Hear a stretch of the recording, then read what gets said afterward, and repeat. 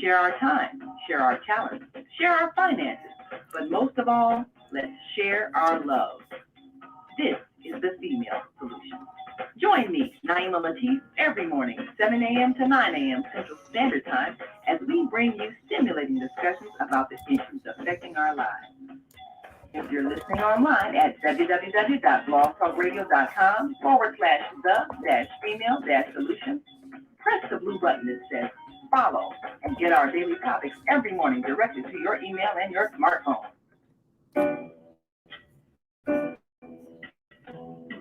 Hi, I'm Naima Latif, Executive Producer of the Female Solution Radio Show.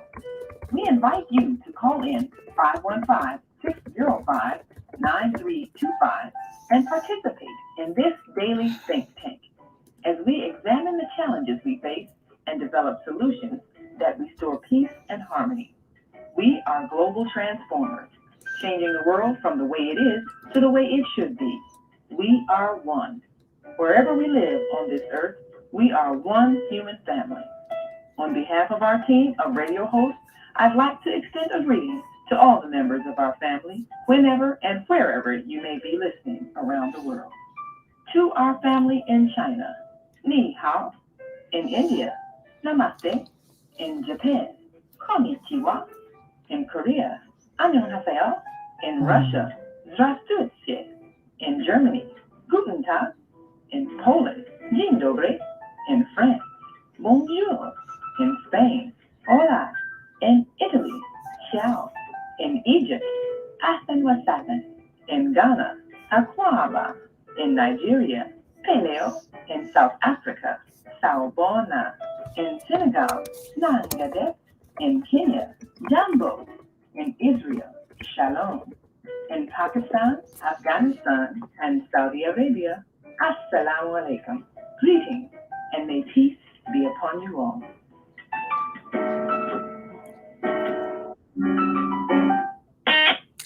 Grand Rising, everybody, and welcome to Self-Care, the Female Solution.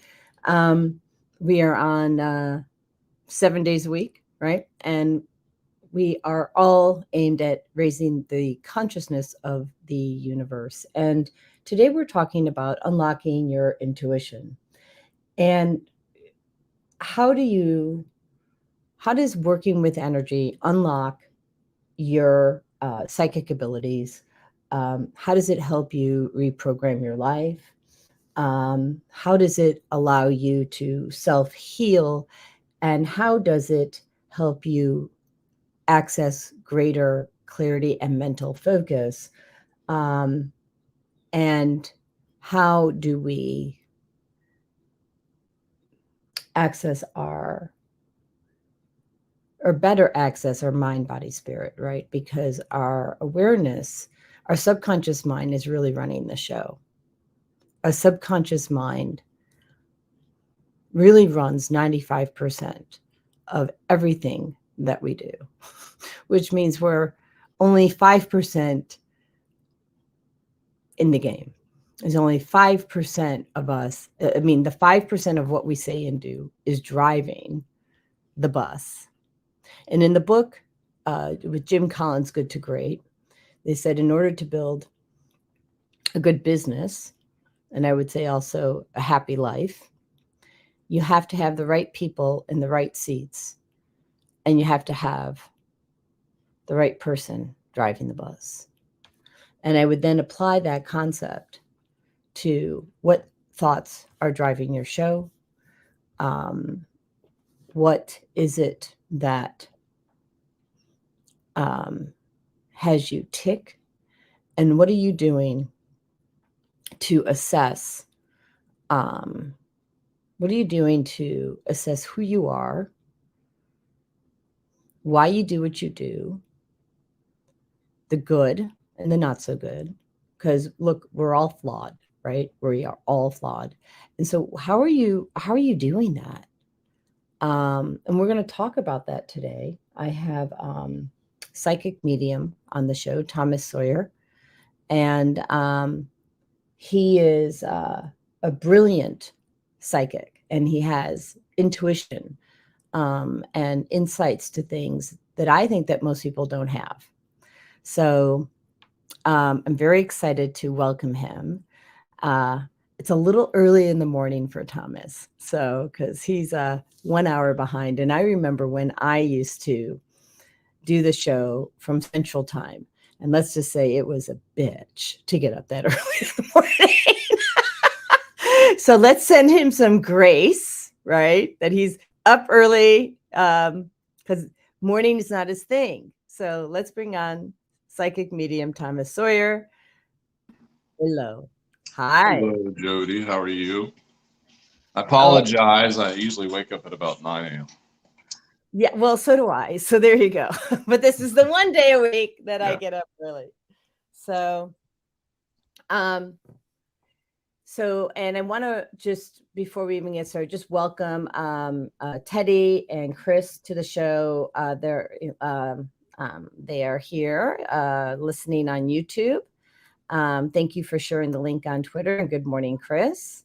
And then we have several listeners on Blog Talk as well, and I'm sure people will be joining us from other parts of the world. So, without further ado, how is working? Because I'm looking over here. I've got several computers. So, how is working with energy supposed to help us unlock our psychic abilities? Energy exists in every facet of our life. So we have it in our body. Like according to Edgar Casey, we store karma in our body. We store karma in different areas. Like when we start working with energy, we start to unlock, whether that's from past lifetimes, etc. We start to unlock that energy within ourselves.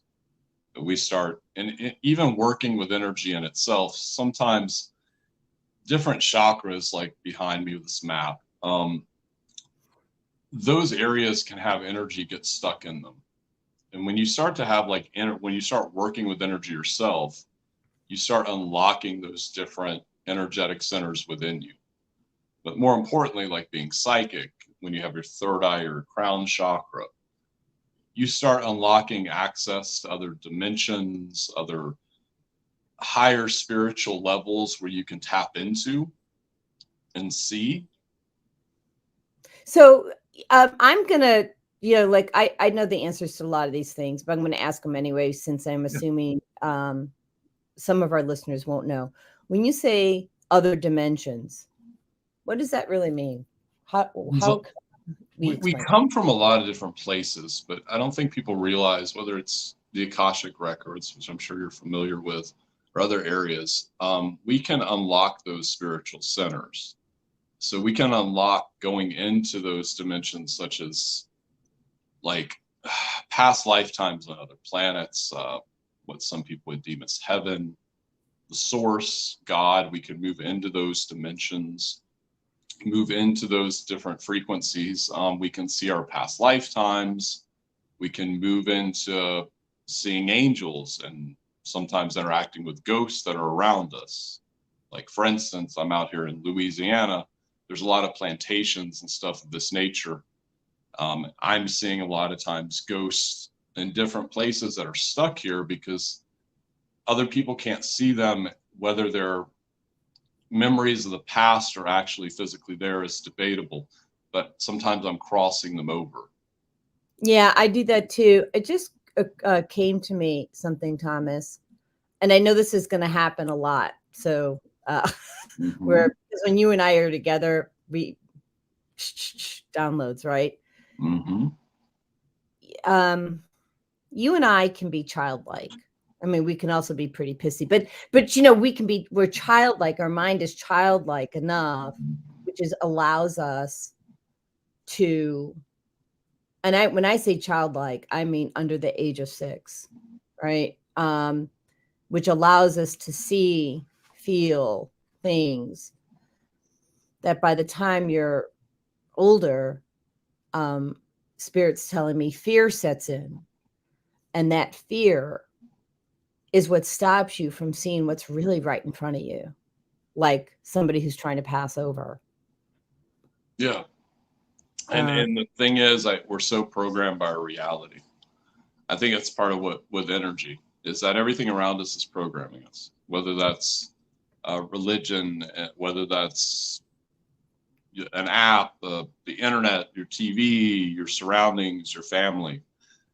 We almost have to be childlike, because you have to realize there's so much out there that we can tap into.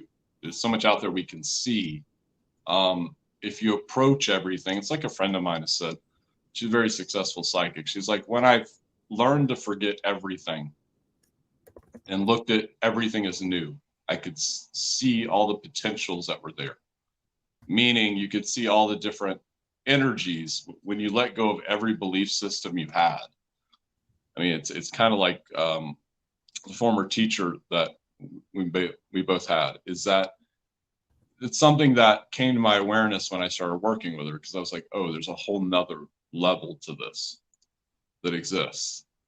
There's things I've been seeing my whole life since I've been a child, or flashes of energy, or lights out of the corner of my eyes. Yeah. Which they said was floaters. Yeah. Yeah. Right. Mm-hmm. So when, like, I used to be told they had floaters. I'm like, I don't really think so. They're not floaters. It was spirit. Yeah. And what really became clear to me is it was 2020. I was in Michigan and in Pentwater on Lake Michigan. And I was taking a video with my phone, and I saw this ball of energy weaving in and out, and it was a portal, right? It was a portal to another part of the universe. Yeah. And people, I mean, I see this and sometimes I get that it's in an angel. I mean, I have to feel and hear what it is at that point in time. But the one that I'm referencing in Michigan, it was a portal to another part of the universe. And so when are we going to choose to open, to release the fear and open our minds? Right? I believe that's the key. And there's portals all around us. I'm just going to say one thing, because I want us to pull it in for the whole show. Yeah. Today's 8/8. The Lion's Gate is open. And the Lion's Gate, as I understand, is really about releasing these fears that are stopping us from being who we are and step into who our the greatest versions of ourselves and manifest what we want. So as you and I bring people in today to talk about intuition, let's also talk about possibility and what that looks like today. Shall we? Yeah. Okay. I think that's the key, is the possibility of what you can be. Like, what does that mean? I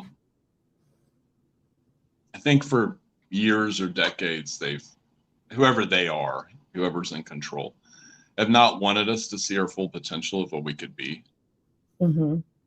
And we're starting to open up in a way to spirituality, or into a new way of being, or even sensing things in a new way that we've never seen before.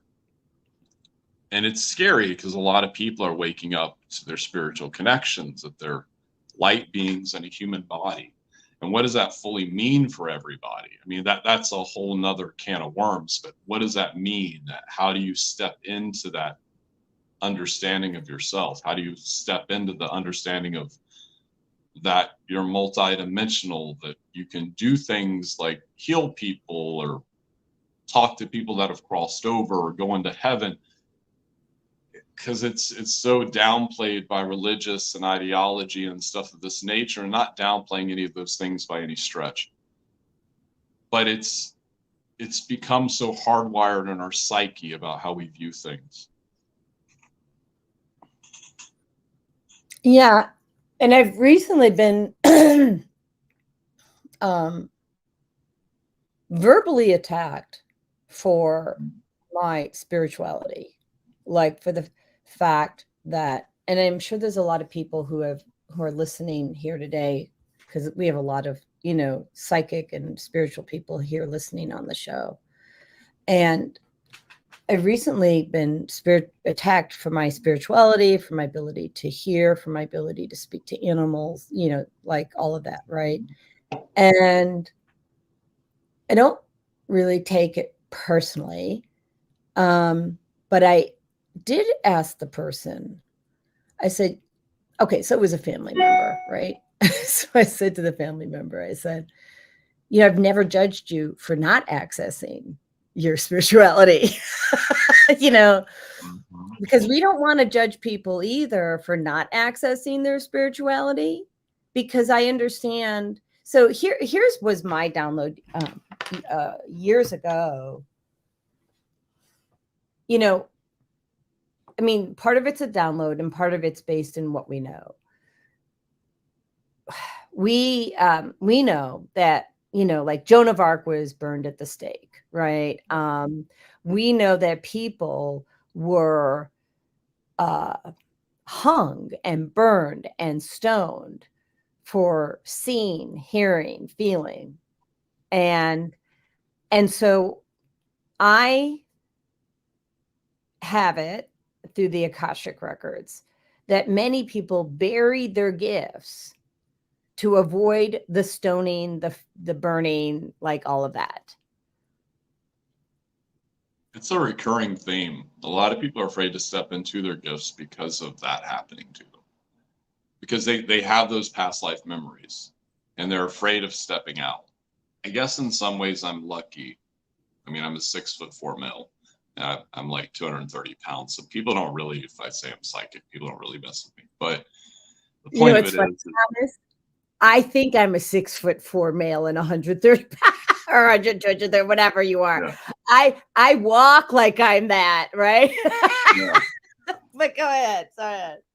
But yeah, people don't like change. And that's the thing, is that when you challenge belief systems and ways of people that's their normal way of life, which is understandable, honestly, it's going to irritate them. But I find it's the way you approach it.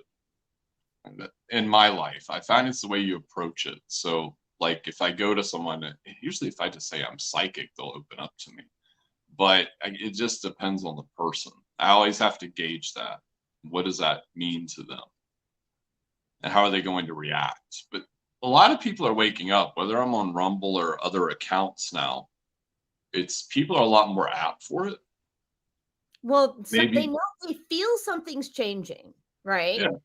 And so they need help in navigating what they're feeling because they don't have words for it. And I remember not having words for what was happening to me. It was kind of scary. But what does it really mean? I mean, so if you're working with energy, how do like for me, how I look at this, if I, one of the things that we said that we're going to talk about today on the show is how working with energy can unlock your psychic abilities. And so we talked about accessing the Akashic records. And so I think that there's probably some people tuning in who don't know what that means. And Akashic records are simply the historic records of you. Okay. Right. And of the universe, right? Because the Akashic records are not just for you, they're for like everything. And so if you can tune in and be aware of how you feel inside when you're, let's say, hiking in the woods, distinct from when you're sitting in front of a computer in your office. Well, how do you feel differently? It starts, in my opinion, with a self-awareness. How are you feeling? Is there agitation when you're at your desk in front of your computer? No surprise if it is, because it's another frequency that it's not harmonized with your body. Why don't you go ahead and talk to that? I think it's important to really look at how you feel right now. There's a lot of that happening. There's a lot of depression, especially within psychic people. Like a lot of people are feeling depression, they're feeling overwhelmed, they're feeling sadness. I say this to clients all the time because I think they see us on screen and they don't really see the general of like who we are. And the thing is, I'm like, we all go through this, like the stuff we have to question all the times about ourselves. But working with energy will help you unlock that. You have to be it's like, Jody, I've never in my life been so sensitive in the last 3 months. Like, I don't even know what it is. Like, I've never been so sensitive emotionally or in these different ways, or picking up energy from people. I've always prided myself on being able to handle certain things. And I'm just like, I can't be around this person. I can't be over here. I can't be over there. And me moving all over the country, just randomly to different places, because a lot of my work's online. It's shown me like different areas of energy. Whether I was in Savannah, Georgia, you talk about just energy in general. It's very heavy over there. It's one of the most haunted cities in the United States. It's very heavy. What kind of energy? It's like there's so many like ghosts, and they're replaying past events from like the Civil War, and they're having ghost tours, or it's almost like the buildings there from the 1600s, etc. So they're replaying that constantly. And it's like they're just waking up that energy over and over again. And then when that comes into play, I see people affected by that energy. Like, I'll see people, there's the whole, in the Oriental mythos, like the 1500s, of the hungry ghost. So I would see ghosts sometimes attached to people. That's not a normal thing, but I would see it over there. I would see people walking around. I see it, actually. I mostly feel it. Like, as soon as somebody walks, I mean, I know I have to clear people. We're having a lot of workmen at the house, and like, they pull up and I feel it. I'm clearing them before they get to the door, you know? Yeah. And even though I have a waterfall on my door, an energetic waterfall on my door, so people, you know, when they come in, they leave their gunk behind. You know, sometimes it doesn't work, right? So I want to answer your question, which is, you're not sure why you're so sensitive. I have a sense, and it's not just you, it's all of us, right? We're having a lot of solar flares, and those solar flares are not only putting a ton of radiation on the earth, and which of course then is on us, which disrupts our ability to put up our shield, our own energetic shield. So it makes us more sensitive.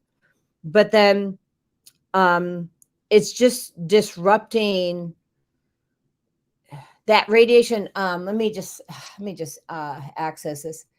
It's like it's disrupting the homeostasis of the universe, of Earth, actually, not the universe. It's disrupting the homeostasis of Earth, such that we walk around feeling uneasy, temperamental, and like not in center, is what I'm hearing.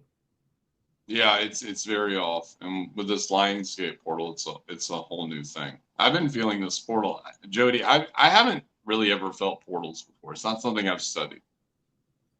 Am I freezing on your end, Jody?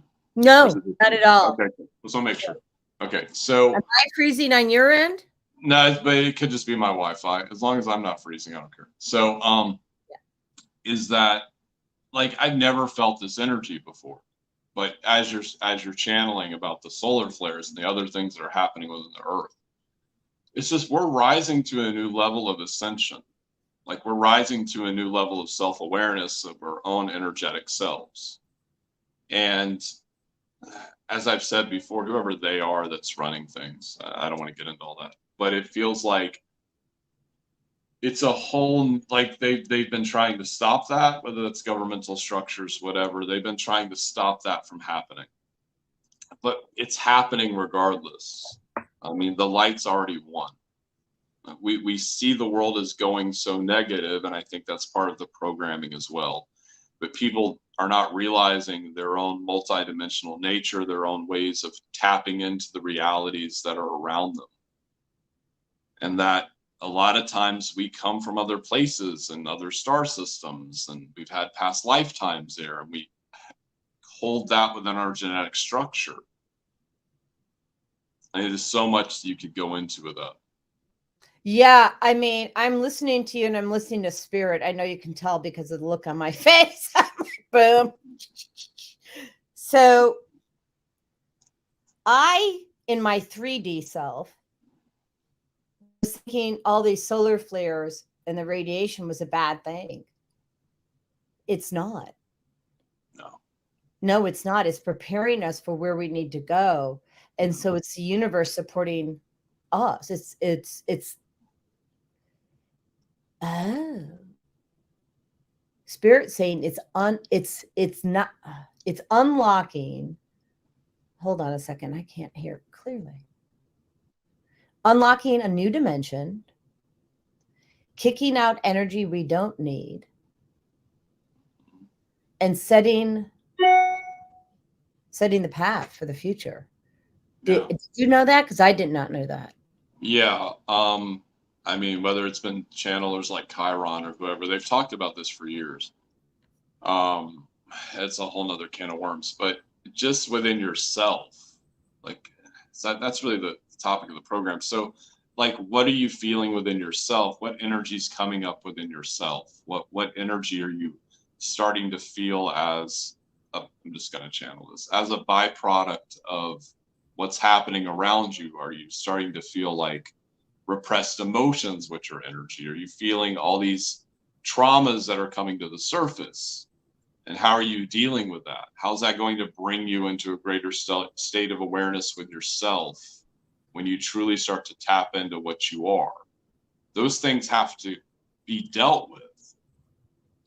That's So what happens if people choose not to deal with them, Thomas? I think it's just going to get worse. I'm going to be completely honest. I think it's going to get a bit worse. It's really hard to do. Even as a psychic, it's really hard because we're more, I don't want to say we're more tapped in, but we're tapped in on a level that's. We are more tapped in. Yeah, I know. We're tapped in. I don't care what you say. There you go. Yeah, we're more tapped in. So and then it's kicking up all this stuff. So it's like, you're like, oh Lord, that thing that happened to me when I was 10, I didn't know that was still a problem in my head. But like, as you know, as you start to go through like one thing, it can hit your root chakra, and then it can hit your sacral, then it can hit your solar plexus, your heart, your throat, before it goes out, or whenever it hits your heart chakra, it can go out. But it's like you're dealing with that repressed emotion or trauma on every single level as it's working its way out of your system. So yes, and our friend Philip had said that the solar flares are taking us back to these traumas, even if they are resolved traumas. Mm-hmm. Okay, so the question is, why are they taking us back to these traumas that are supposedly resolved? To be clear, I feel like it's energy we don't need within ourselves. Oh, like to release it completely out of the frequency. Yes. So let's explain what that means. Do you want to explain it or should I? Well, I've been faced with a lot of things lately. So like I smoke nicotine. You're not going to hear a lot of psychics say that. But the point is that my guides are like, we don't like this. Now I'm like, I'm going to keep smoking. But they keep yelling at me. But the thing is that energy is not working with me anymore. So it's like it keeps coming back up. So it works. Yeah, they're like, how much can you take? They'll do that. They go, Thomas, how much can you take? We go, you're strong, but how much can you take? How much can you take? They're like, until you say, no, I'm done. And that's part of it. It's a lot to deal with. And then even emotionally, like certain things just you'll see in your life that things repeat over and over again. It's usually like spirit, God, source, universe telling you, what is it that is happening over and over again that you're not learning that lesson? And how are you going to deal with that moving forward? Like, are you going to do it differently? Like, say it's a relationship. Are you going to do it differently the next time? Are you going to react the same way this time? We have a caller. Okay. So it's 312-632, and we're going to bring you on. And please share, where are you calling from, which is, I'm guessing, is Chicago, what your name is, and what your question is. Okay. Hi, welcome to the show. Nelson Bay. I think it has to do with our being tested. There's a process in the Nation of Islam, and I learned this recently, that pretty much we're to be tested. And that's pretty much what's happening, to see how we act, because we're under observation 24/7, 365. And who's calling? I'm sorry. Andrew Gans, Merrill Nelson. I now style myself as Admiral Nelson Bay. Admiral Nelson Bell. And so you say we're being tested. To see how we act. To see how we act. Because we are, I call myself, I say my social orientation is thespianism, that I'm an actor on the world stage. The theater of whose operations is the entire planet. Yeah, and he says he's an actor on the stage, and just in case, because sometimes we have connection issues, but he's saying he's a thespian. He's an actor on the stage, and the theater is the world's planet, which is really just so brilliant. Do you have a question for Thomas, or? Verbatim from the Universal House of Justice. That's a verbatim quote of the Universal House of Justice, culminating the Second Baha'i World Congress, in which he said, "The theater of whose operations is the entire planet." Yeah, that's brilliant. Do you have a question for Thomas, or for me, or another contribution? What is your email address? I'm Andrew Nelson Bay at gmail.com, Brother Thomas, and that way I can directly get in contact with you. Yeah, so it's actually right now going across the screen on YouTube if you have that up. So the email address is jody@susanessentials.com. And Thomas, I'm going to create a banner for you. If you go into the private chat, or if you that may be tough to do from your phone. Why don't I make your life easy? Let me get Thomas's email up. Hold on a second. They can also go to my website, thomassawyer.com. Yeah. So you get Thomas, message me there. He's a metaphysical specialist, spiritual guidance and healing. And I spell your last name, Thomas? It's on the screen, thomassawyer.com. Just .com at the end. So Sawyer is SAWYER. Yes.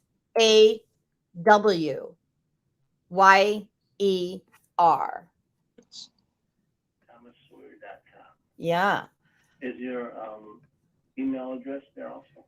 I'm getting that for you now. So his email address, and I'm also putting this into the thread, is the angel architect. The angelic architect. The angelic. Thank you. You're fine. I'm gonna throw out my arrow. The angelic architect at gmail.com. 777. I don't know if you remember that. You might still have my phone number though, dude. So I do. It's morning. Yeah, there we go. You're all so good. I have to copy and pasted it correctly. I just can't seem to articulate. So the angelic architect 777 at gmail.com. Yeah. So anyway, yeah. Yeah. So right today I'm on my way to Harold Washington Library, and in the subject I'll just say, the theater whose operations is the entire planet.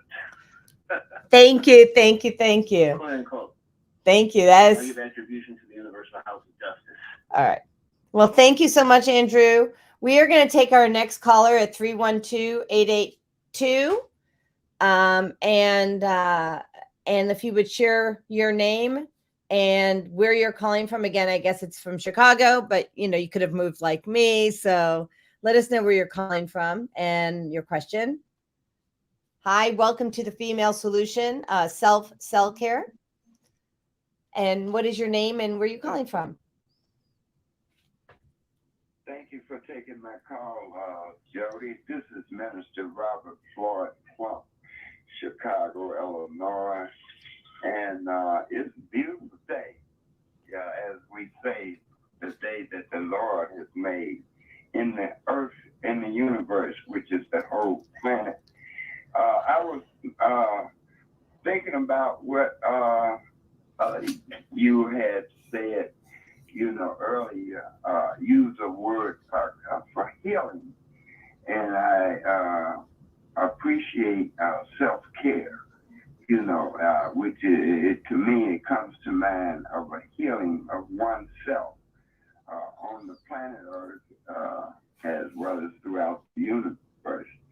Now, my question is, are you or your guests or both aware that today is, and healing equals to 23.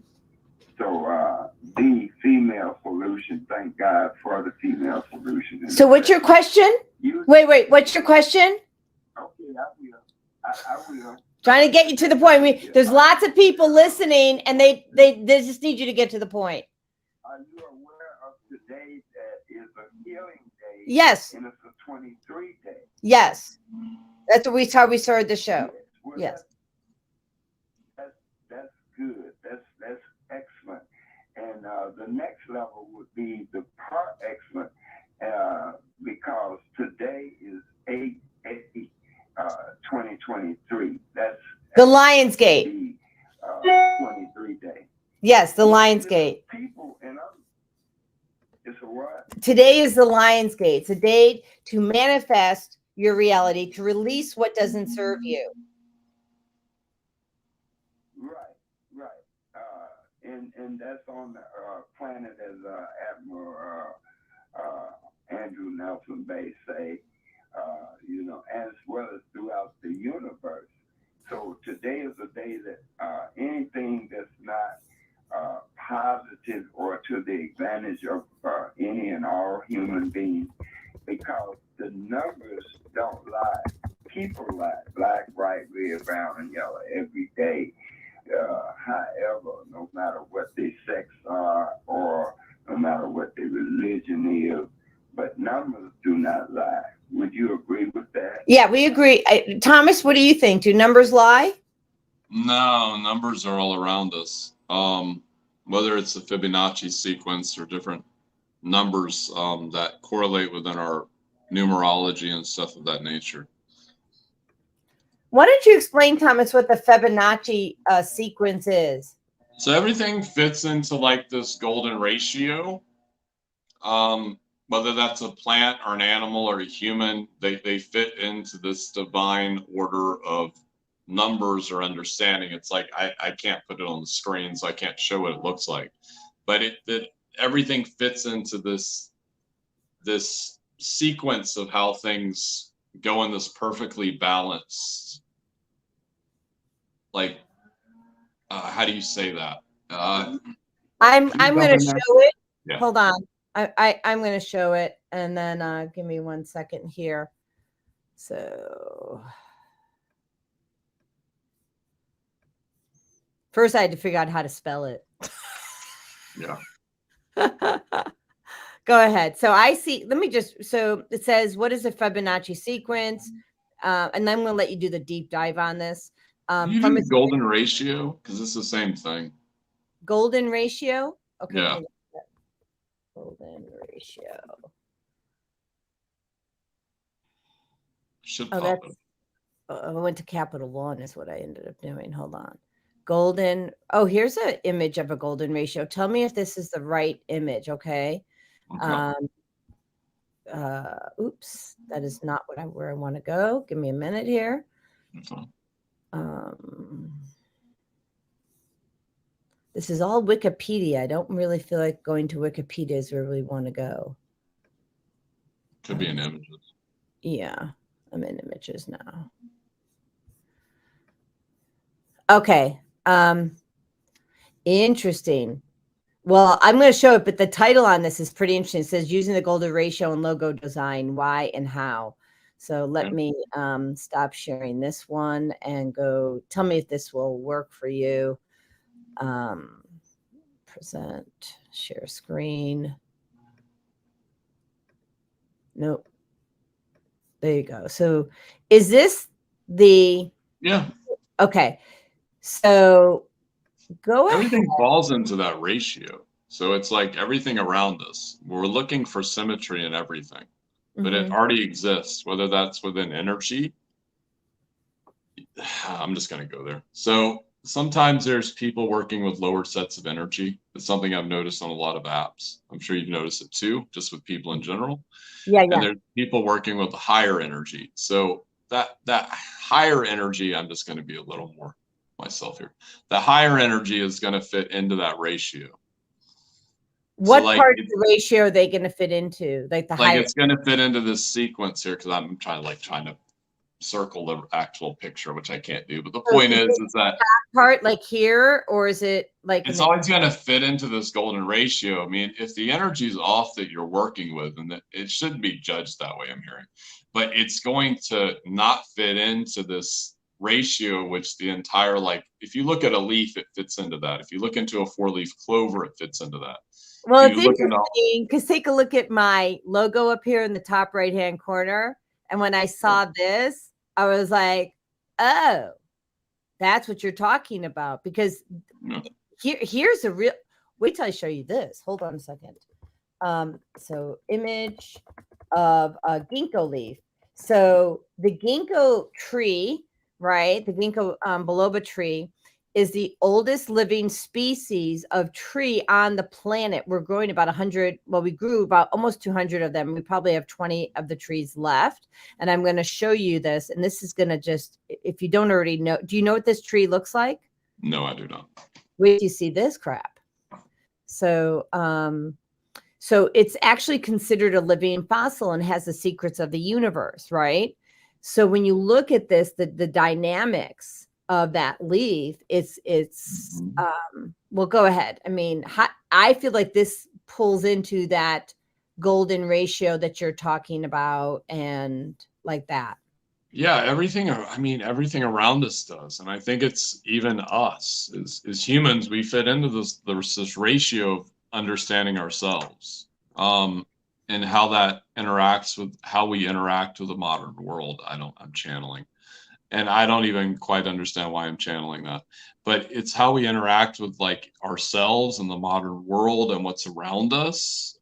If you look at buildings, if you look at contractors, people that are building stuff, they're building stuff in that golden ratio, because symmetry, we're looking for symmetry. It's like I'm always looking for patterns around me. So looking at the patterns and the other things, our body naturally goes towards symmetry. And that's because it's a part of our original blueprint. It's part of our original divine blueprint that we have when we come into being. Yes. So I think, hold on, I'm going to show you something else. Let me see if it's this one. I think it is. So does that help you, this one, this screen? Yeah. I mean, it's very complicated in a lot of ways, but it's not at the same time. Yeah.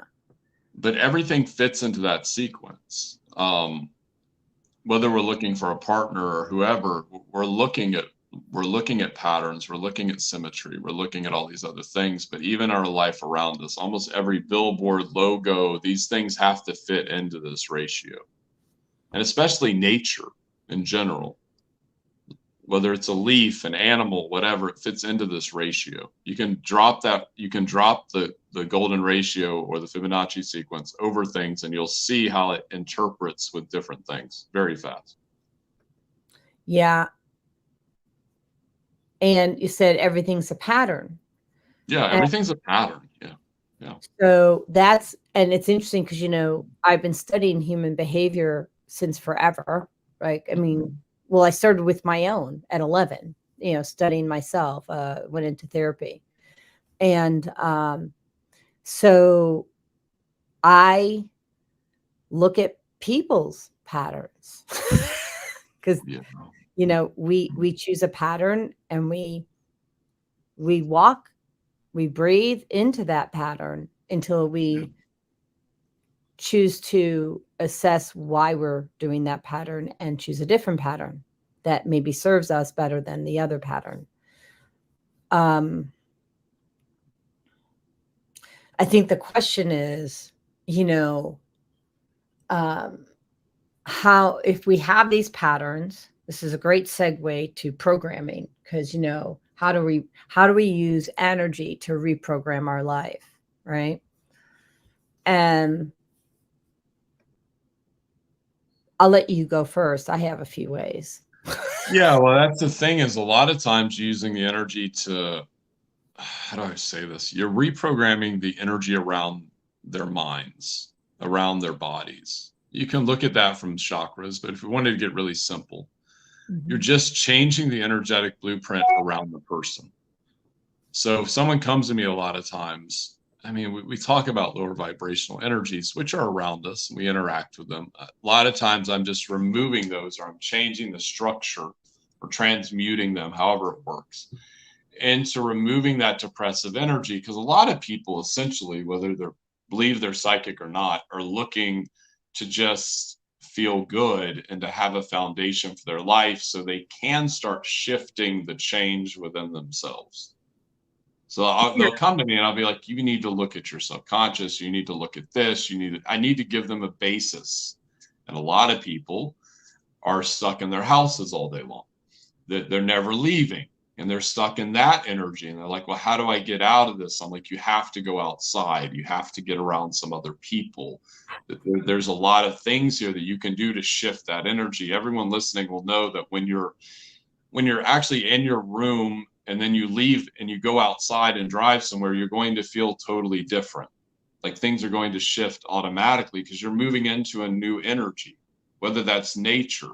If you go outside, you're going to feel a different level of energy. It's much more expansive.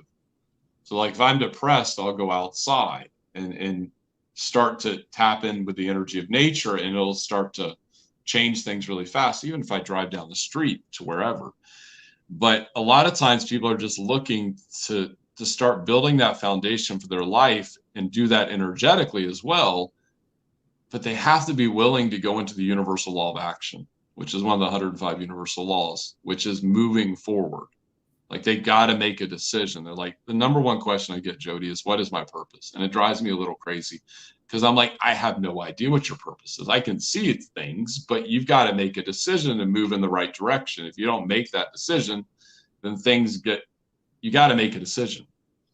Yeah. If you're stuck in your life in different areas, make the decision. Right. I'm with you. I am with you. Yeah. If you don't know your purpose, first of all, it's okay. Yeah. It's okay to be there.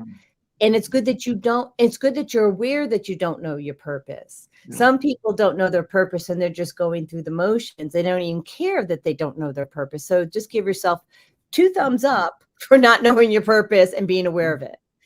And then what I encourage people to do is to go to the website with Dr. John Demartini and do his value assessment.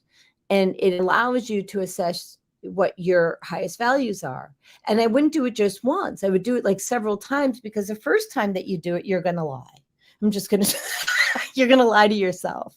And because you're going to say, oh, my highest value is family, or, like in that list. But then you have to look at what are the actions that you do every single day that breathe into what you say that your highest value is. And if you're not doing the actions that lead into the high, what your purpose is, your values, I'm sorry, I'm going to call you a liar.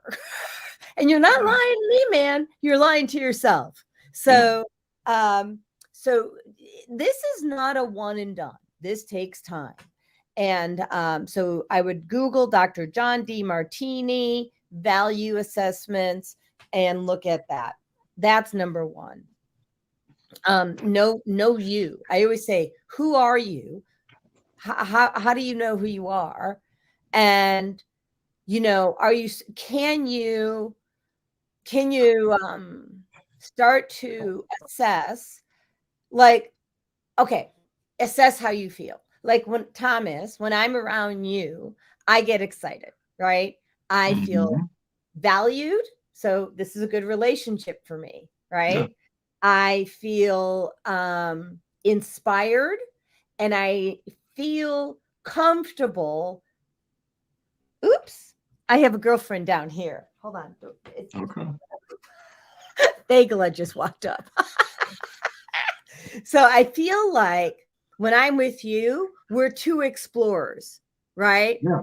We're going to kind of explore through the unknown to figure out. And it's not about right or wrong. We're just trying to access consciousness together to figure out what's going on.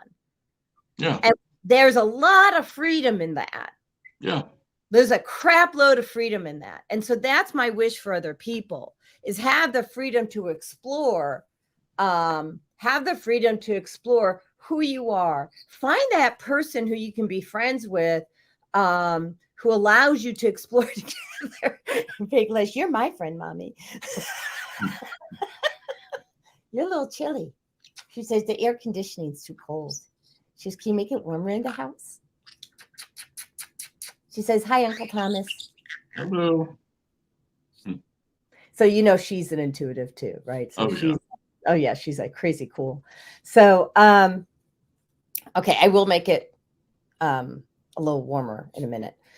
So one of the things out in addition to using Dr. John Demartini's value assessment and understanding who you are and why you do things, and like I said, do it multiple times, is then to notice how you feel, right? So I'm sensing you enjoy being around me too. Otherwise you wouldn't come back and hang, right? Cool. So, and be willing to say no. Like if someone's not bringing you joy, be willing to say no and don't muscle through it. I was supposed to give. So I'm the divine masculine mostly. I was forced into becoming the divine masculine as a child because I was beat up all the time. Okay. So here I am, a female. I used to be like dancing and I used to dance. I used to sing. I used to be very feminine, always wearing a dress, and became a bodybuilder, benching 185 and masculine as shit. And I walk down the street, no one's going to mess with me because of the way that I carry myself. So now here I am at 60, I'm turning 60, and I'm balancing my divine masculine and divine feminine. And I was asked to present some information to a group of people, and the energy was really bad. And I knew I would have had to muscle up, meaning put on my masculine face in order to present. And I chose not to present. And I chose not to present because I'm not willing to muscle up and become the divine masculine anymore. It was a huge step for me in the right direction. Yeah. So a lot of times I have to put that mask on because they'll push your boundaries. And one thing people hate more than anything is when you start to set boundaries in place, whether they're energetic or physical or mental. I can't think of it exactly. Just there was someone here where I live, and they were like, "You're taking me so and so to some crystal store," and I was like, "No, I'm not." And they're like, "What?" And I'm like, "You ordered to take me. Like you didn't ask me. You ordered that I should take you." And I was like, "I'm not going to take you. I'm sorry." But it's right. Kind so of threw them off. Hold on a second. I think people miss that. Okay. So what they're saying, what he's saying, everybody, is somebody was trying to power over him and tell him how to be, what to be, when to be. Yeah. And so our languaging is critically important. Like I asked Thomas to be on the show. I didn't say you're going to be on my show. He's like, I said that. He was said, read between those lines. Right. So what would it have looked like had they presented that to you differently, Thomas? Well, considering the person is generally like that. But if they had said, could you take me there? I'd have been like, at least it would give me a decision in the process of saying yes or no. There would be a decision there. that I just reading the energy of what she's doing, I'm like, this is all manipulation. I'm not playing with this. Like, you can go find someone else to do it. Like, I don't have time for this. So, and you can be nice about it, and that's the thing, is sometimes I may come across a little too straightforward, but sometimes people need to hear that, because I don't think anyone else is willing to tell them. But it's not like I'm being rude or mean. I'm just being direct. You and I are the same way. Do you feel like sometimes I feel like I'm just a flippin' messenger? Yeah, yeah.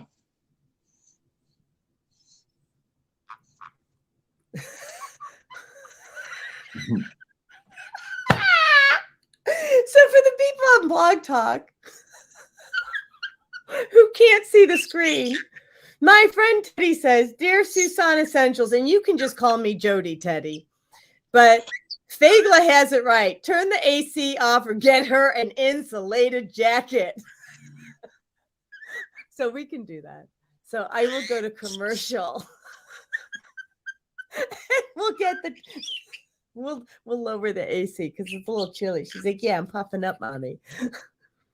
Or do you want to talk and share about this? And I'll go turn on. We should go to commercial. You want to throw the commercial on just for a second?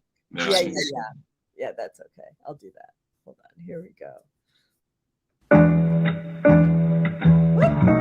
Whoops. It's not going. That's weird. Interesting.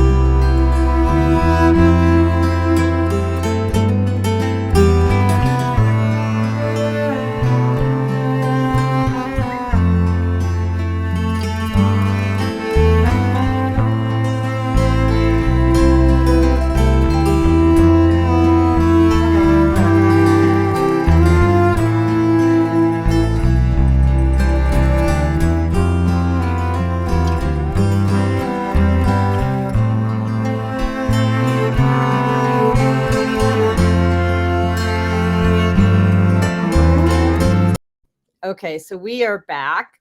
And so one of the things we want to talk about is reprogramming your life. Because we talk about first is the assessment, understanding who you are. And like I said, using the DeMartini value assessment is a great way to be self-aware. And then the question is how do you reprogram your life? Well, okay, if you want to go the 3D route, the 3D route is establishing a new behavior. It takes at least 21 days to establish a new behavior, and that's 3D. Now, if you want to do 5D, we can do it in an instant. But you have, here's the misnomer. Like, I clear energy and I clear behaviors, and I go into the Akashic records and I can clear that frequency, which Thomas and I are both going to talk a little bit more in depth. But what I really want to help people understand at the very beginning, we clear frequencies and we clear these cellular memories that are in your body that are driving your subconscious mind, which is driving your everyday actions, inactions, and behaviors. However, you still need to make a conscious choice. So it makes making that conscious choice easier.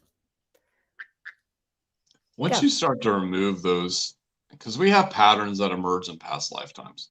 And we don't always know. I mean, I know, Jody, with you and with me, we've had a lot of lifetimes. I can't even begin to fathom how many lifetimes I've had. But with you or just in general? Just in general, I think all of us have had a lot of lifetimes. Like sometimes people ask me how many. I've had many lifetimes with you. I'm hearing like there's been. I mean, my guides tell me that I've had close to 1 billion. So it's like unfathomable to me what that even means. Right. I remember a lot of them on Earth, and I remember some of them on other planets. But the point is, you could choose in one lifetime to be a pharaoh. You could choose in one lifetime to be a farmer. You could choose all these different things, and you could have lived through the Great Depression. And that energy from that lifetime can transfer over to this lifetime. Like some of those points can transfer over, and then you don't know why you're having these like thought loops that are going through your head. And then you can, as practitioners, we can help remove that energy from your mental field. So we have an auric field, and around that field, you've got a mental body, an emotional body, if I make it very simple, a physical body. There's so many layers, atomic levels. There's so many layers to the auric field without making it so complicated. It's like an onion, but it's like you have to start working with those different energy in those different fields. And you can do that yourself. You can do that with a practitioner. It's going to start alleviating a lot of the negative thought processes that you're having within your system. Yeah, I agree. And one of the things that I guide people to do is when you're clearing, like if I were to clear an energy, let's say this morning I cleared my issues around people disrespecting me. Yeah. Okay. Because it was coming up a lot of disrespect. So I thought, okay, that's the universe telling you that you need to do the all clear protocol on your trigger to people not respecting you. And so I did. And for me, the all clear protocol includes going back to the roots, okay, meaning back to the beginning of time. And it also includes all dimensions and all timelines, right? Yeah. So it doesn't make a difference what dimension I was in, where I was disrespected, or any timeline that I'm in where I experienced disrespect, or any, anything, right? And back to the first time I was ever born as a soul. And so I clear all that. And I also clear my triggers around it, my traumas around it, my imprints around it, my cellular memories. I'm sure there's more that I do because I set up the all clear protocol with source energy. And I just, Yeah. I went to town and I said, this is my all clear protocol. So when I say all clear protocol, this is what I want. And so I clear it quickly. Now, does that mean the next time someone disrespects me, I'm fine with it? Well, what it means is that, one, I have greater ability, because it's not a frequency that I carry anymore, to pause and get that their disrespect is not a function of me. It's a function of their energy and what their group grew up learning how to do. Yeah. And that's what I think is okay. And it's always been that way, but now I have a different viewpoint on that. Good. Yeah, I mean, it's even with, as I've stated before, the relationships with yourself or with other people. A lot of times that energy of whatever traumas they've gone through is repeating over and over again. So you see that when you're with other people, and sometimes when you're trying to get people to change, you'll see these patterns come up over and over again. But usually it's the universe. Sometimes it's showing you, the practitioner, because I know, Jody, you get this. You'll be reading for somebody and you're like, oh crap, I need to listen to that myself. All the time. Like all the time when I'm reading for people, I'm like, oh okay. Anyways, but because they bring those people to us because we're more apt to listen for somebody else. And while you're listening for someone else, because they can't hear it, they've got your attention. They've got my attention. They ping you and they're like, yeah, by the way, oops, it's for you too. Yeah. That's why I brought, Susie Smith to come see you. Right. Yeah. And I think that's the key, is that we have to understand that it's as I said before, a lot of people hold people, like, because I get these questions all the time from clients. And they're like, well, so I saw so-and-so and blah, blah, blah, on the TV or whatever, on the internet. And I'm like, you have to understand that we're still people. It's understanding that nobody's perfect here, that we're always working on ourselves. One of the best teachers I've ever seen, they've all said the same thing. They're like, I've never stopped healing myself. Like, I've never stopped working on myself. I've never stopped looking at what's going on around me. And it's just a process you're going to go through your entire life of looking at these different patterns are emerging within your life, within relationships with other people, within your environment. What are those things telling you about yourself? Because a lot of times, even with our subconscious mind, it's programmed psychologically by the age of 7. So then we don't even, a lot of us don't even remember our childhood on a great level. So we're looking at it and we're like, why is this happening? Well, it got programmed in there, and it could have been at like 3 years old. So we're like, how do I deal with this? How do I deal with this? How do I deal with this? So you have to go back sometimes and do that inner child work, or look at what happened to you and why it made you the way you are. And sometimes those are traumas. Sometimes those are things that, unfortunately, bad things happen to people sometimes when they're younger. So it's also looking at that. I know growing up as a kid, I ran into a psychic in Little Five Points, this area in Atlanta. And I went to him and he was like, why do you think you got messed with so much as a kid? And he never used cards. He just stared directly at me. And I was like, because my name's Tom Sawyer. And he goes, no, it's your energy. It triggers people.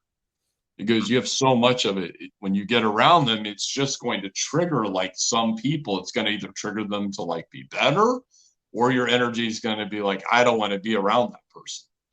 But I didn't realize that till I was much older. And as you said, like you dipped into your masculine, I really did that around the age of 14. So, because I prayed to God and I was like, God, I need 3 things. I need to be respected. I would like a girlfriend. And Thomas, we both froze. So I want to go back to that you did. I dipped into my masculine, and then you did that at the age of 14. So if you could pick up from there. Yeah. I dipped in at 14 because I had been harassed so much of my life. And I was like, God, I'm tired of this. And this shows what you can do when you pray to the universe. I didn't know this would even happen when I manifested this. But I was like, I would like to be popular. I would like a girlfriend, and I want to be respected. That's it. And my whole reality started shifting immediately. All of a sudden, I became popular. I was a kid, but I got into fist fights, whatever. But people respected me really fast because I asked the universe for that. I asked specifically for that to happen in my life. So it was my prayer to source, because I just wanted to be left alone, if that makes sense. Makes complete sense. So there's so many different things to mention about that. Let me start at the childhood, which is most of, who we become, who we are today, is programmed up until age 7. And I remember back in 2017, I had gotten off of disability. I'm now working, and I go to see a chiropractor in, I think it was like Willowbrook area in Illinois. And he's a great chiropractor. His name is Dr. Matthew Peel. So for those people in the Illinois area, check this guy out. So he doesn't just do chiropractic, he does acupuncture, applied kinesiology. And as he's doing the AK on me, he says, so what happened to you at age 7? And I'm like, WTF, because I don't know who I am yet. Right? And I'm like, I kind of know that I do actually, let me back up. I know that I'm psychic. I have no clue that I can access Akashic records yet. None. And I look at him, I'm like, I don't know, remember 7.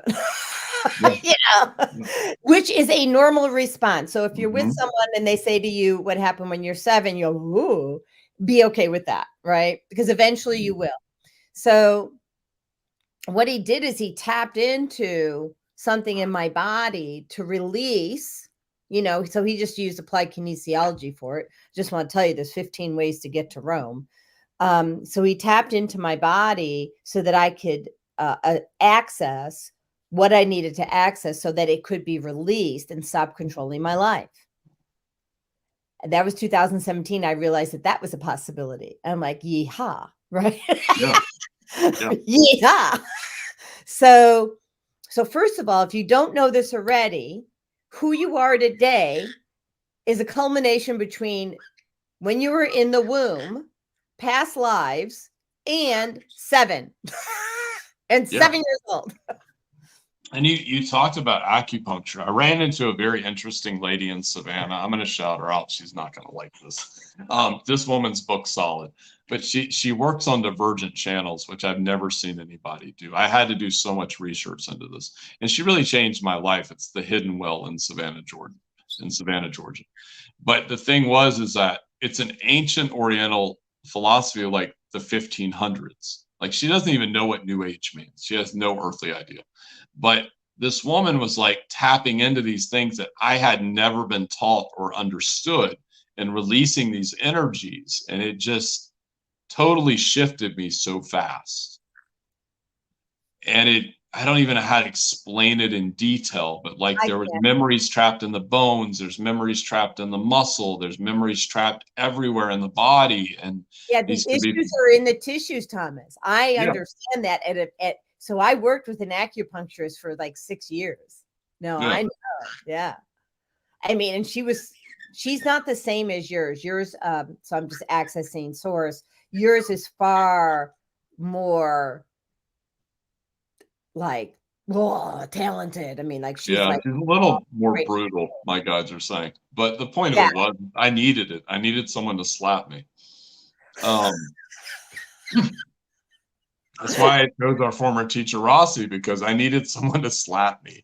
Like I need someone to I'm a little bit of a wild card when it comes to things. So I was like, I needed someone to keep me in check because I can be a bit rebellious in most of my lifetimes. Which is why I personally am hard on you sometimes. You know that. I like call you your shit, but I love you. Yeah. Like I love you. And so but I'll call you on your shit because otherwise, like I'm like, Thomas, boo, you know. But I appreciate that because it seems like most people just want to tiptoe around me because they're like, oh, he's psychic and blah, blah, blah. And I'm afraid of what he's going to. I'm like, give me a break. Just tell me the truth. The truth is refreshing. Yeah, the truth will set you free, right? Yeah.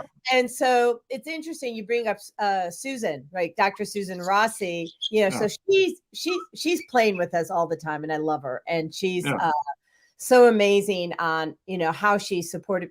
Actually, I knew her since 2018 when I was in Illinois, studied under her at that time. And then, a lot more when I got here to Georgia.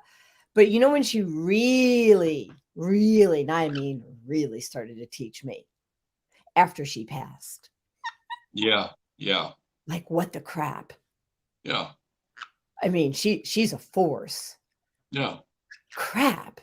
I mean, she's done things that there was someone who I still know who they are. I don't frequent their company and I stay out of their space and anybody who they are associated with. And this person had a lot of dark energy. And so you don't want to hurt the person ever. Like, I just wanted to say that Thomas and we don't hurt people, but what we might do is dissipate the energy on that person, right? And there's a distinction. And then if we take that dark energy off the person, then that real person can just be with them, right? And not bring dark energy to people. So she taught me from above how to like zip this energy away and put it back where it came from, like in instant case. And I'm like, crap, you're good. Because I was getting attacked. And so she literally walked me, because I'm an active listener. She literally walked me step by step from above how to do this. And you could feel the energy move. Yeah. So one of the ways, look, I would love for to share, because the way I came across becoming an active listener of Source was really getting my brain in a theta state, meaning I used sound frequency. In a way, maybe I'm saying I'm cheated, but being that we're being exposed to all this 5G and all this extra technology that's really invading our field. I use sound frequency, still do daily, to put my brain in a theta state, which really allows me to hear what spirit wants me to know, what he wants me to do, and so I can act accordingly. Don't chew on mommy's earring. Thank you. So what did you do? Because first of all, you're younger than me. I'm 60. How old are you? Like 40? 45. 45. Okay. And so you are really an active listener. Like you hear like nobody's freaking business. Yeah. How did you do it? Oh, well, as you said, with theta states and delta states, it moves your, as I say, your monkey mind out of the way, which is very important for you.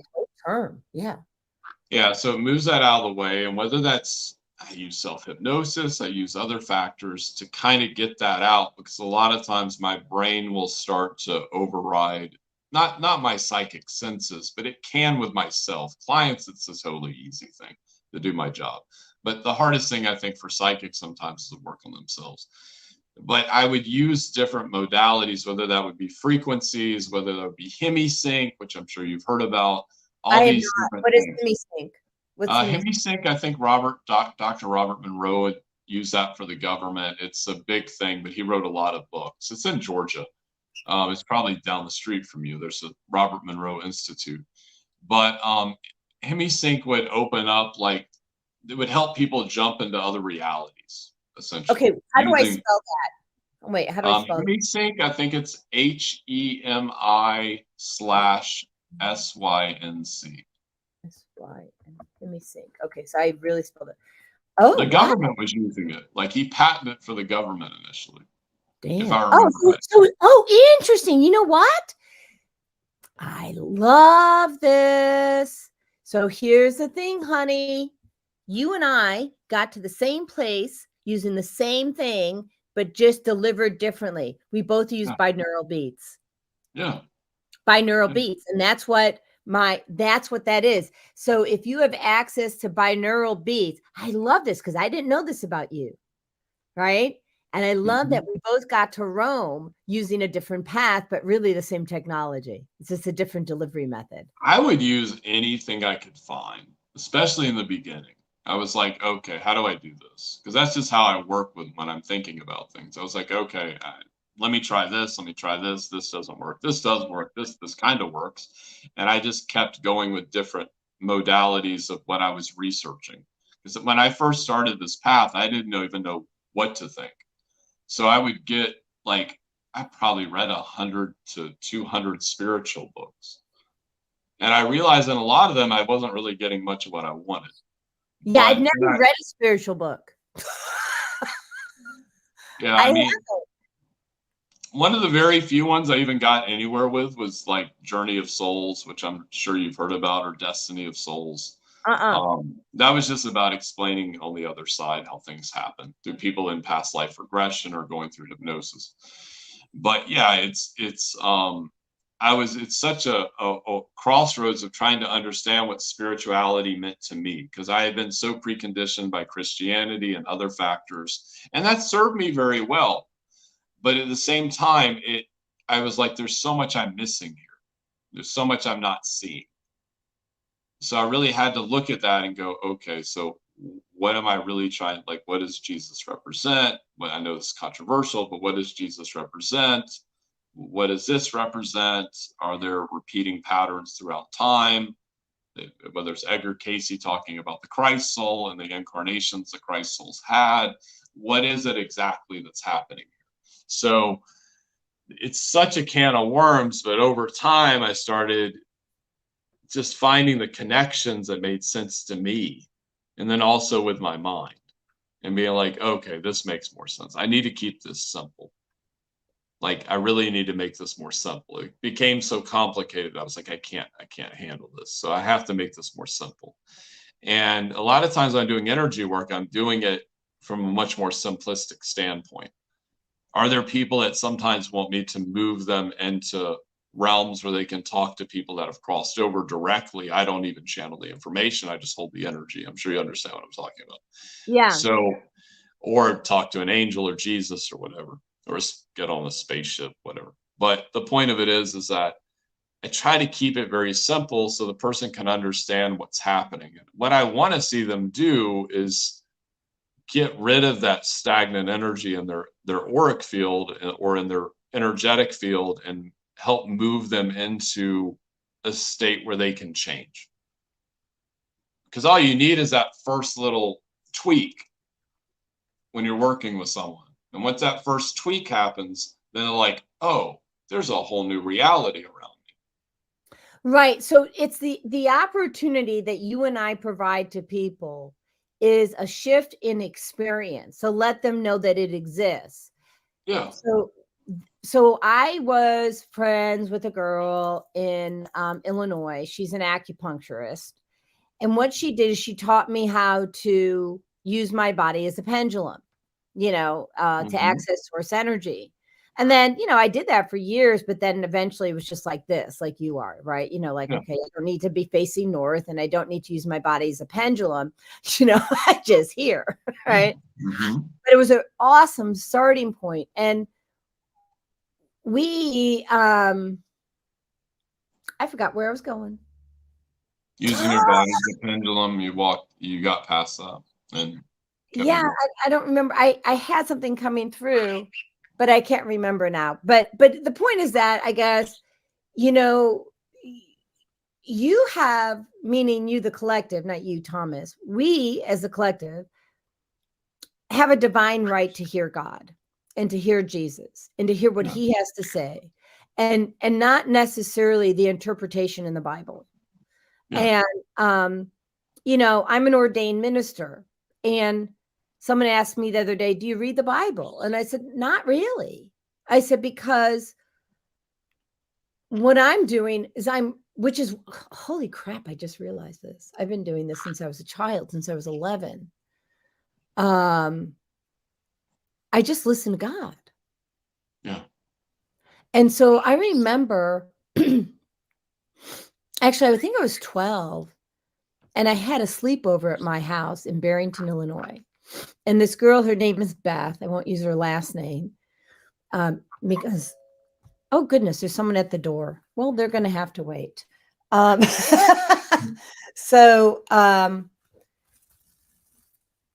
shoot. Okay. Anyway, so she told me, because I was a practicing Jew at the time, that I was going to go to hell because I was Jewish. Yeah, I know you're snickering because it is funny. And I said to her, I just looked at her and I paused. And I said, and I didn't know much about Judaism either, by the way, at the time. I'm a kid. Mm-hmm. But I did know this. I said, I said,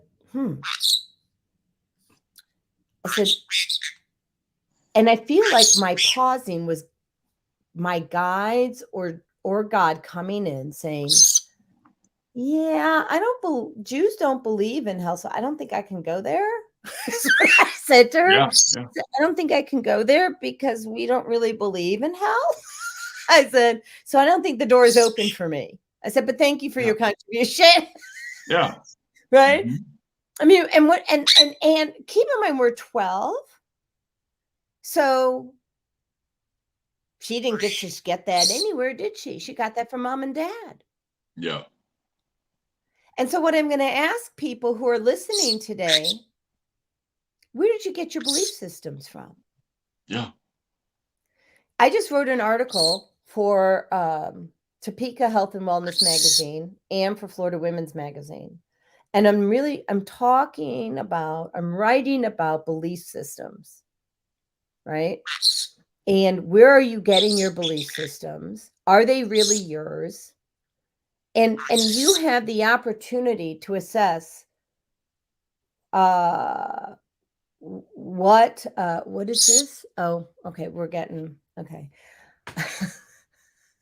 We have our trolls again. That's fun. So thank you for being here. Thank you for calling me I'm called a raging spinster. Thank you. So, I love the trolls. I love them. Yeah. They're going to always get you more comments. Bring it on. We love you. Thank you for being here. I really do love them.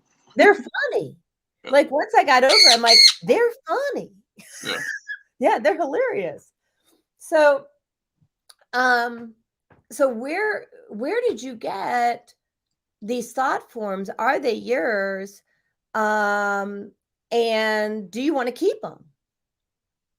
Are they It's up to you. It's up to you what you allow into your reality. It's up to you. Yeah, totally. And so I want to give people back their control. Yeah. And it's interesting, even with Christianity, I have to bring this up. I've researched so much on Christianity. But it's like if Martin Luther hadn't brought the Bible to the people, and he was destroyed for it in the 1500s, like deciphering the Bible from Latin into whatever language that was at the time. But people never even would have gotten the Bible. But I think the most important thing to remember with Jesus is he was serving as an example. Like everything I can do, you can do. Okay, can you just stop there and repeat that? Yeah. So with the Jesus part or Luther? I can do, you can do. Yeah, so like I've had past lifetimes in the Bible, I know I have. So the thing is that it's Jesus serves as an example. It's like everything I can do, you can do. Like if you have the faith of a mustard seed, you can move mountains. Right? So God, if there's one message that people get today, let it be that one. Yeah. I mean, let it be that message.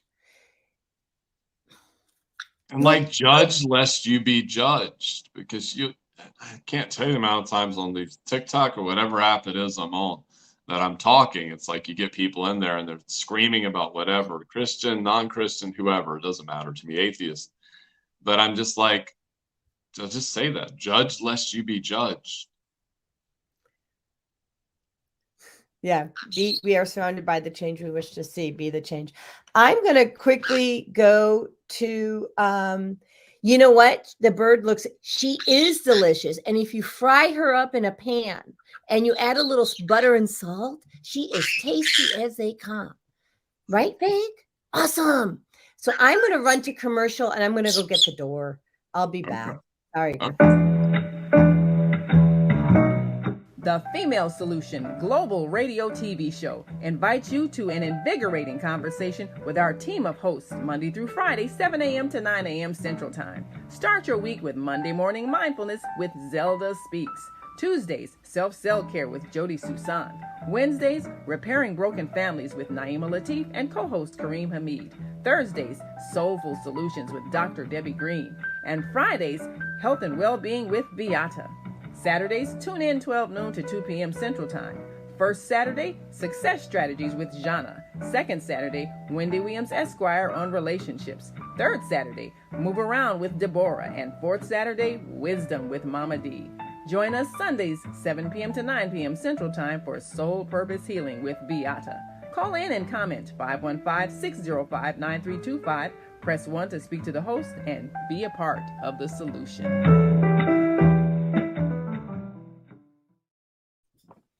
All right. So we are back. And apparently I had the Cobb County Board of Tax Assessors at my door. No. Nice of them to stop by. All right. So we have a few comments. He says he would prefer to deep fry the bird. You know, I don't like all the fat. But if you want to deep fry, that is awesome. We are paying fry. They're good. I like deep fry. Yeah. Okay. So to each his own.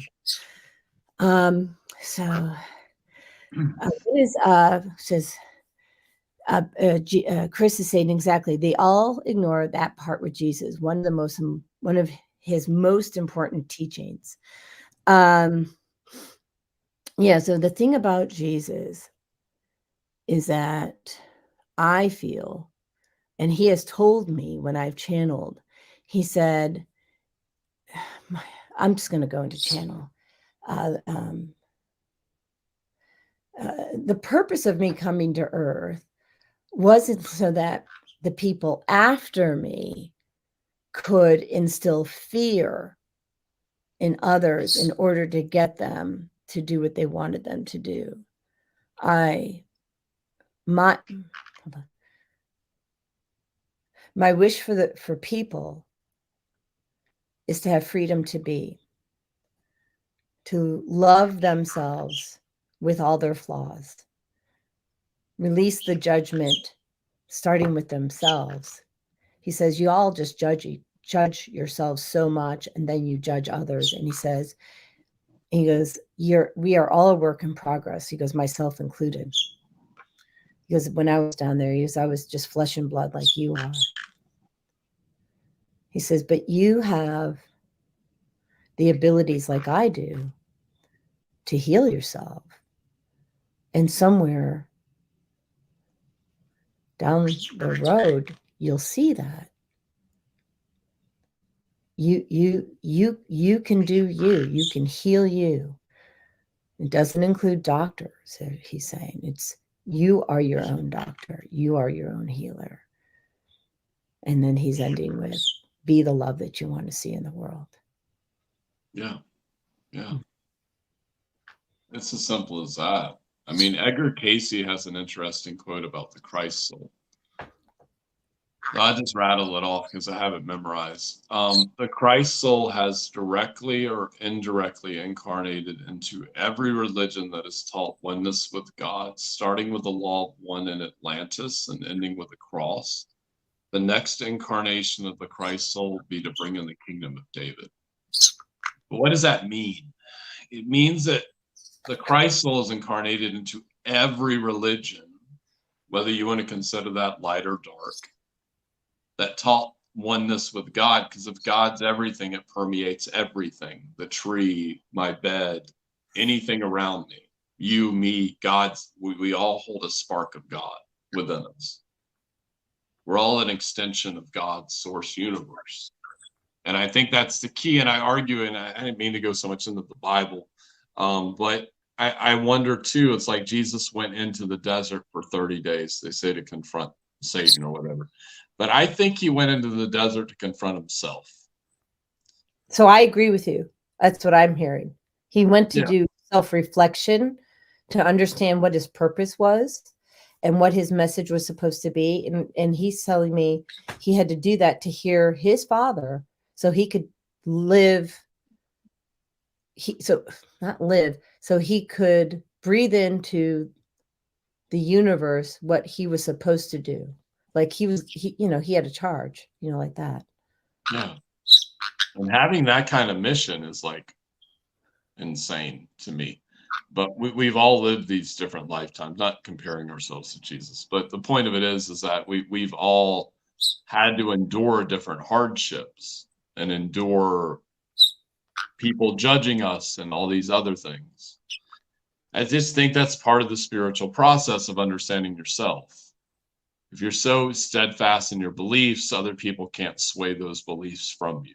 And you're going to be tested left and right all the time. You're going to be tested by all kinds of different people. Well, and that's what I'm getting. Like, you've been doing this longer than me, even though you're younger than me. But, I was sleeping for most of my life. Yes. I was sleeping for at least 20 years that I know of. So, as soon as they put those meds on me. But the thing is that this is a really great time to wake up, everybody. Yeah. So what I would like to ask from our listeners today is to start putting in the thread, what are you manifesting today?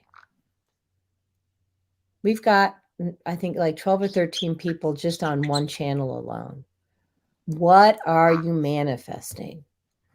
He says, my name means gift from God, be the change. I love it. So is that what you're manifesting, to be the change and be a gift from God? To continue to be the gift from God, to live into your name, to breathe into your name? Because that would be cool. And people can literally, you don't have to be a psychic. You don't have to do these different things. You can change people's lives just by talking to them. You never know what that one change or the impact you've had on other people's lives and what that does to them. Something I've realized over time. Because I could have done a live on Facebook 5 years ago, and I get a message 2 years later, and they're like, "You triggered me, but I just want you to know that you were right." And I'm like, I don't have any earthly idea what I said to you. I was on camera. I don't know, but I was like, "Thank you, I appreciate it." So, yeah, and so we do trigger people. You know, I trigger a lot of people. Mhm. And that's been kind of tough for me, but now I've decided to embrace it, like just this very moment, because I'm here to trigger people. I'm here to have them look at themselves. And it's really funny because there are some people, and you're not one of them, but who get a little nervous telling me what they really think, like I don't know. Yeah. I usually know what you're thinking. B, if you're telling me something about me, I kind of know my gifts, and I also know my weaknesses, like where my opportunities for growth. And so you by you bringing it to my attention is just another gift. So like, thank you for that. Like, it doesn't bother me. Like, you know, tell me, because like Thomas was saying earlier, he's got a lot of yes people, or people who are afraid to say what they really mean. I can tell you that we get bored with that shit really fast. Let me just pivot for a minute, Thomas, to Chris. She says she's manifesting full soul embodiment while in flesh. So, Chris, what does that really mean to you? Full soul embodiment. I understand while in flesh. And DA says yes.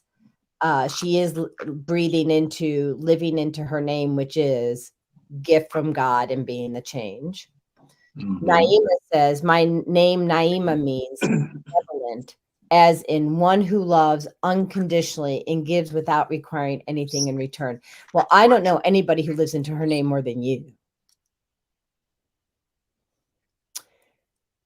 Naima Latif, who is our executive producer, first of all, absolutely all the time gives without requiring anything in return. She is an active listener, not only of me and others, but of God. Yeah. And how she dropped into my lap, I have no flipping idea. Like, because when I listen to her or she listens to me, I always wonder, I'm like, how did I deserve her? Yeah. She's that person. Yeah, I have someone like that in my life as well. And sometimes I wonder, like, how on earth do you put up with me? Well, yeah, because I call her on her shit. You know, I love her, but I call her on her shit. Oh, we're supposed to talk about that.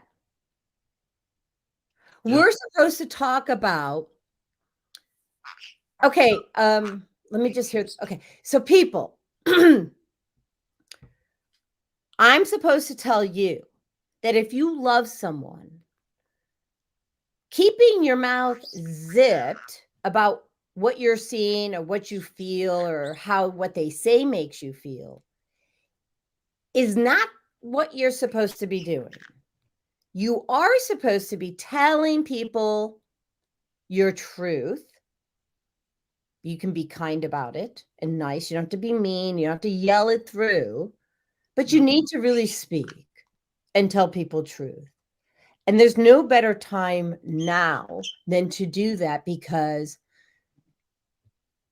there's an opportunity to really hear. The veils are thin between the two worlds. So as you speak truth to, let's say I'll just use an example. If I speak truth to you, Thomas, it's easier for you. Well, you're psychic, assuming you weren't psychic. Let's say if you're not psychic, it's easier still for you to hear and understand whether or not this really resonates for you as true, for you to shift your thinking, right? To shift and recreate and co-create with the universe. Yeah. And as I'm hearing from my higher self, it's like we're way showers of the revolution of consciousness. So what that means is there has to be people, whether that's Jesus, whoever is, that have to show the way for other people to see what is possible. Like what's going to happen within the human collective, what's going to happen going forward, how to embody their higher selves, how to embody the divine purpose they have within them. Because it's different for everybody.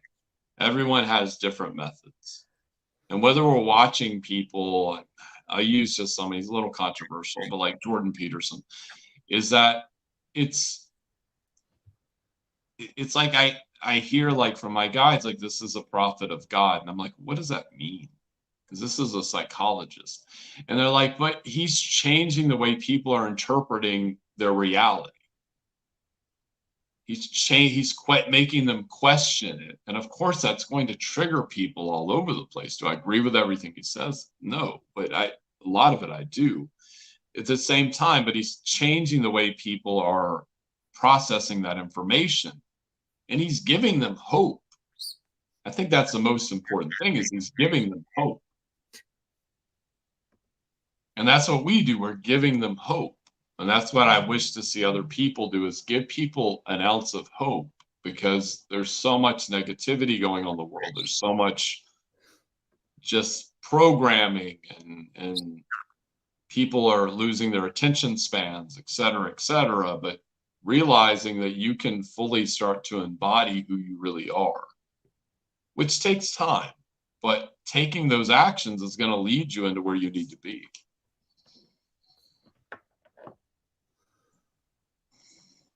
Or even just questioning your actions. Well, I think that there's so much power in that. Not like power over, but in power, right? Like the beauty of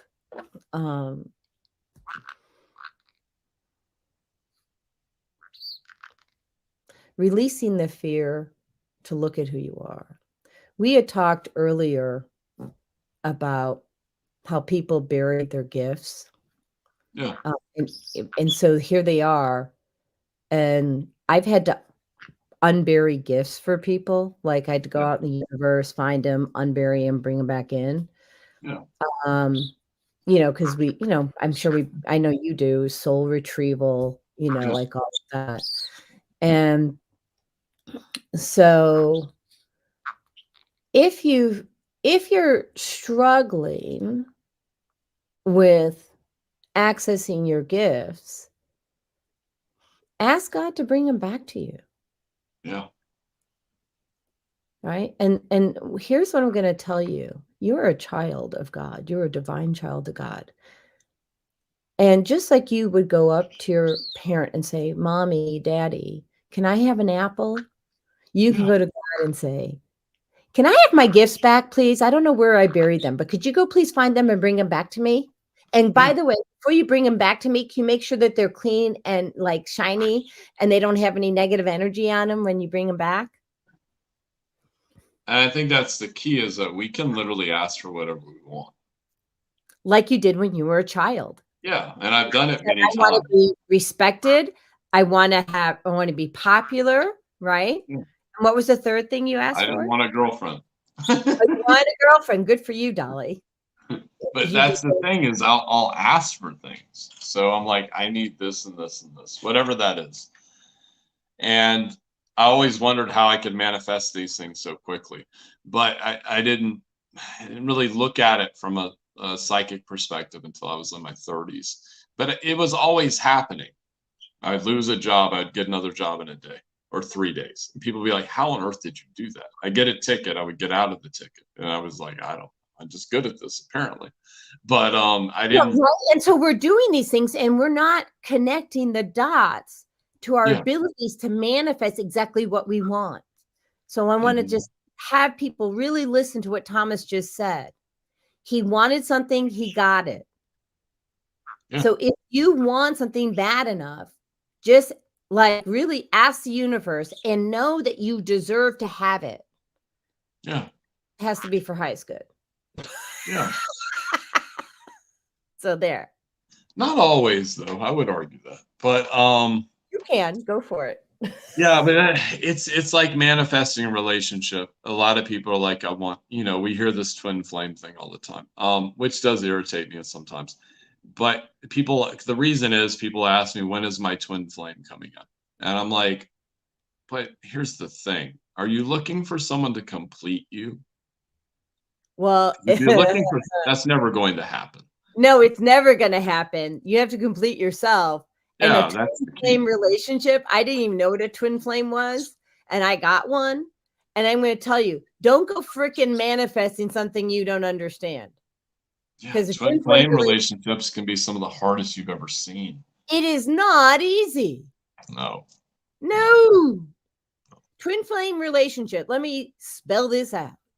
You get to freaking mirror yourself. And so all the shit things that you do shows up in the other person, then you have to heal it. And it's wicked fast. Boom, boom, boom. And if it's not wicked fast, it's painful as hell. Yeah.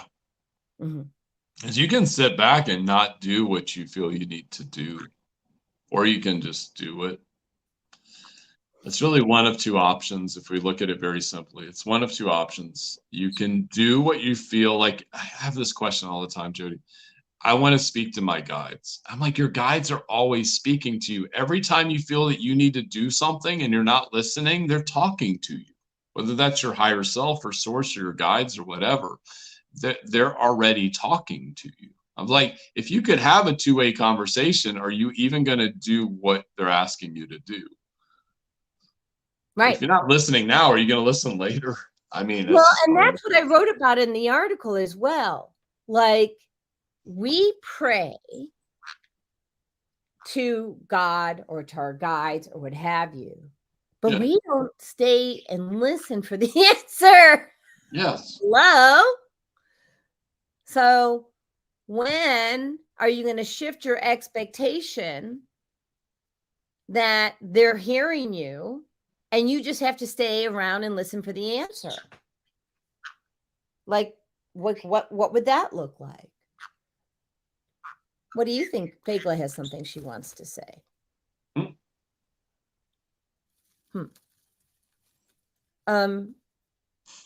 She says she wants you to hear her. Interesting. Yeah, because sorry.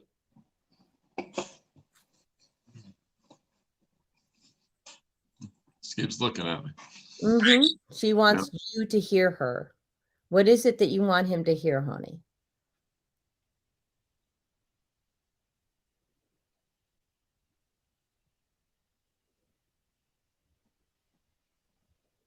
No, the questions you seek are already within yourself. Say it again. So the questions you seek are already within yourself. The answers you seek are already within yourself. Oh, profound, right? Yeah. Yeah. The answers you seek are all within yourself. Yeah. And so she wants us to go back to accessing consciousness. Yeah. You know, we have a lot of people on this podcast on the different platforms, and I encourage you to reach out to Thomas or myself. Thomas is at 678-732-7223. His website is www.thomassawyer.com. I am 847-738-0242. And it's SusanEssentials.com and Jody at SusanEssentials.com. And then let's go back to Thomas for a minute. The Angelic Architect 777@gmail.com. I don't know. I would have chose 888. I just love sevens. I don't know why. Something about sevens. I was always a 7 girl until I realized about the abundance. So I just went with 8. Yeah. They want me to do some healing. They keep yelling at me. My God. I heard that and I didn't want to ask on air. So go. Yeah. So if somebody, do you want to do a collective healing? Yeah, I think I should do a collective healing. So everyone who's watching or listening, just say I accept. I accept. Tap me up. There we go. And now you're going to feel energy going through your body. Yeah, that's amazing. See my hands. That's amazing. I'm going to start opening people's, I'm clearing out stuff for people. I'm going to start opening up people's heart chakras. Here we go. Open. Release. Clear their fields.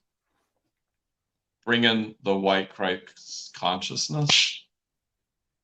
I snap a lot just to change frequencies.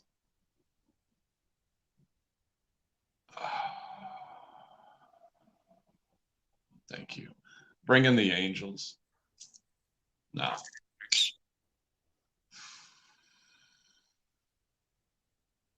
There's like 5 billion unemployed angels out there. Okay. Guys, thank you. You help them? Yes. You're just going to feel heat around your body, like going through your body, going through different layers of your back is what I'm saying.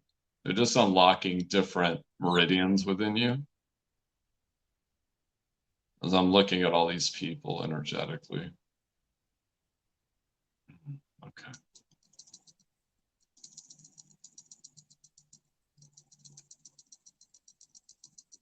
And release. There. Recalibrate light.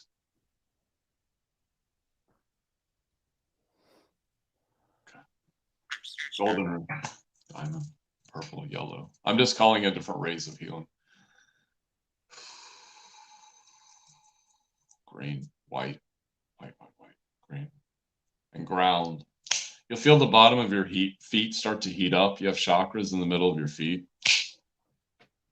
And ground, connection to source, bring back to heart chakra, different chakras, move into root, sacral, solar plexus, heart, throat, third eye, crown, the 5 above the head, 1, 2, 3, 4, 5, connecting to source, bring back down to heart, a little slower, okay. Like that, the energy has to catch up. Move into solar plexus, sacral, root, 5 below, 1, 2, 3, 4, 5. Connecting to the center of the earth and bring back up to heart. Up and down, thank you. Open, release, open, release. Recalibrate light. And there, clear. Got it. Clear. Thank you. Amazing. Whew. Amazing. Thank you. Yeah, I decided not to play. I decided just to receive. Yeah. People feel much clearer now. They're not going to feel all that energy within their head. It's because people need that sometimes. They just need that removed. Mm-hmm. Well, look how calm she is. Yeah. Yeah. She's like, thank you, Uncle Thomas. So the show is ending in 7 minutes, and I want to thank everybody for being here. Really, I want to thank you, Thomas, for being here. Thank you. And I don't say this, actually, I don't think I've ever, you are a powerful healer. Yeah. Mm-hmm. And what I love about you is that you own your power. Yeah. You're conscious of your power. You don't abuse your power. No. And you give. Yeah. And oh, here comes in a channel. There's something that the guides want me to share with you.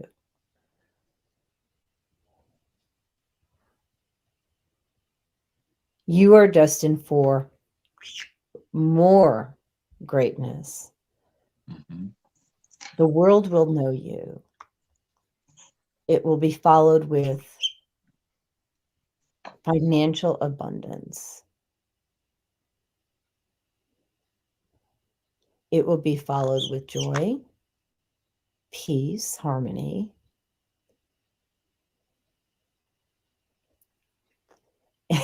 That's hilarious. And they said, we see a blonde in your life. They said, you're going to get that girlfriend. Yeah, inevitably, yes. Deborah says, what does Deborah say? It says, great lessons and confirmations. Thank you, Deborah, for tuning in.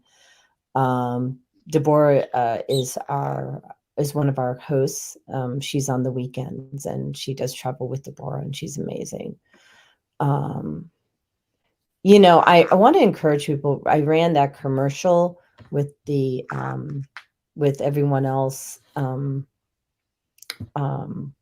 everybody's show, you know, Monday through Sunday. The Female Solution has an amazing team. And even I have a hard time keeping up, like to watch everybody's show, because it's every morning, 8 a.m. or 8 a.m. to 10 a.m. Eastern, 7 to 9 Central. And then, of course, we have Sunday night as well. And then the weekends, I think, are at noon or something. And forgive me for not knowing exactly. But the point is, I'm going to ask you to follow Naima Latif. I'm going to ask you to follow Zelda Robinson and Deborah Smith and Thomas Sawyer and myself. Follow them, and Vieta Robinson. Follow her and Dr. Debbie Green. And I know that I'm probably missing somebody, but what I'm saying is they have such huge gifts. Everyone has these gifts to share. And if you're looking for answers, you'll get them. You'll get them from our team. And so I wish for you in this Lionsgate and beyond that all your dreams come true. All the conscious ones and the unconscious ones. Anything you want to add to that, Thomas? Just be the change you wish to see in the world. Yeah. All right.